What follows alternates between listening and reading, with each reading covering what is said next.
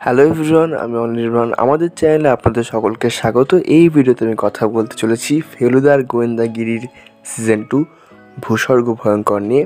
তো চলুন ভিডিওটি শুরু করা যাক।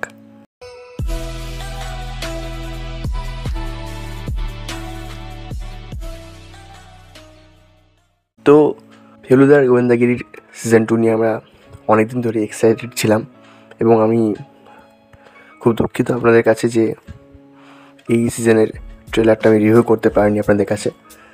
তো আপনারা জানেন যে এই সিজনটাই মানে সৃজিত মুখার্জির লাস্ট ফেলুদা এই গল্পটাই, এবং সেটা তিনি গতকালই আর কি মানে জানিয়েছেন তার ইনস্টাগ্রাম পোস্টে। তো সেই জন্য সিরিজটা দেখার জন্য যতটা এক্সাইটেড ছিলাম, সাথে মনটাও খারাপ হয়ে গেছিলো যে এরপরে আর কোনো আর কি ফেলুদা দেখতে পাবো না।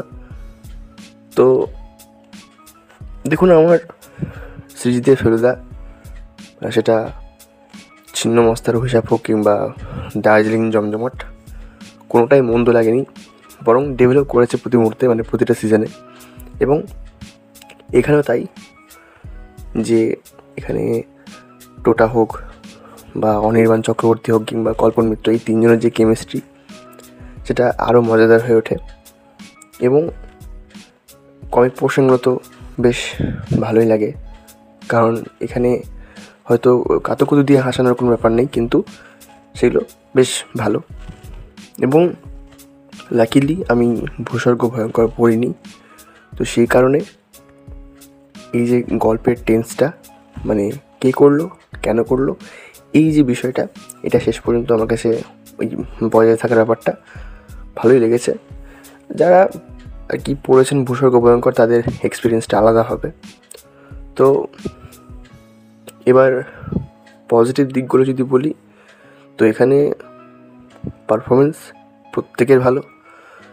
রজতাভ দত্ত ভালো কাজ করেছেন, এবং এখানে ডাক্তারের চরিত্রে বড়িয়া মজুমদার ছিলেন, তো তাকেও মন্দ লাগেনি।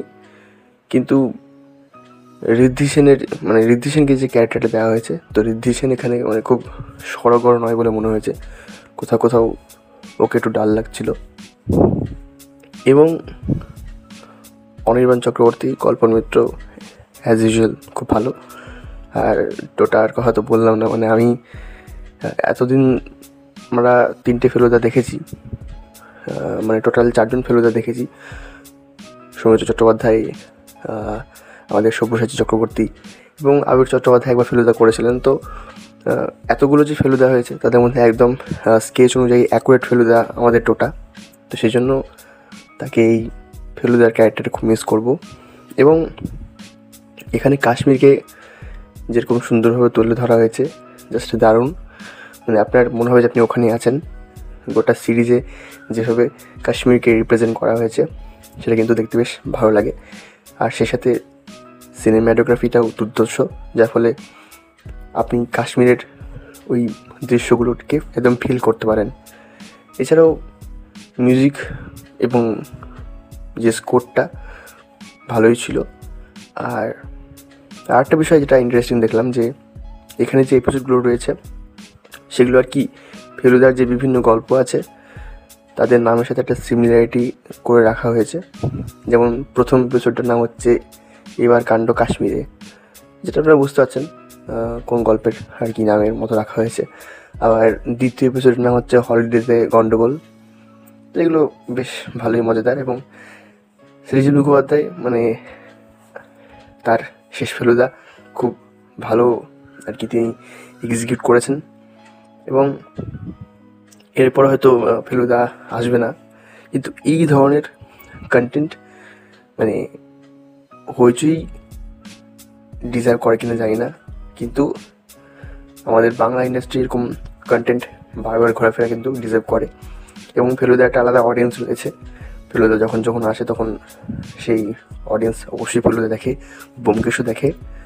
তো আমি চাই এই ফেলুদা, ব্যোমকেশ এদের পাশাপাশি হারিয়ে যাওয়া অনেক গোয়েন্দাদের এক্সপ্লোর করা হোক। সেটা অলরেডি একেনবাবু হয়েছে, বিতিন মাসি হয়েছে, কিরিটিও হয়েছে, কিন্তু আরেকটু ভালো করে এগুলো এক্সিকিউট করলেই আমার মনে হয় যে মেন স্ট্রিমে আরও গোয়েন্দাটা মানে গোয়েন্দা জটটা আরও বেশি এক্সপ্লোর হবে এবং সেক্ষেত্রে বিজনেসও ভালো হবে। এবং হইচই আমি এই ওটিটিতে মানে এই ওটিটিতে যদি ভালো কিছু কন্টেন্ট থাকে তাদের মধ্যে ফেলুদাই একটা, এবং আমার ভালো লাগলো। তো এই ছিল আমার ওপিনিয়ন। ভিডিওটি ভালো লাগলে লাইক করুন, কমেন্ট করুন, শেয়ার করুন। আর আমরা খুব শীঘ্রই 800 সাবস্ক্রাইবারের ঘরে ঢুকতে চলেছি। তো প্লিজ আপনারা আমাদের চ্যানেলটি সাবস্ক্রাইব করে আমাদের পাশে থাকুন। ধন্যবাদ।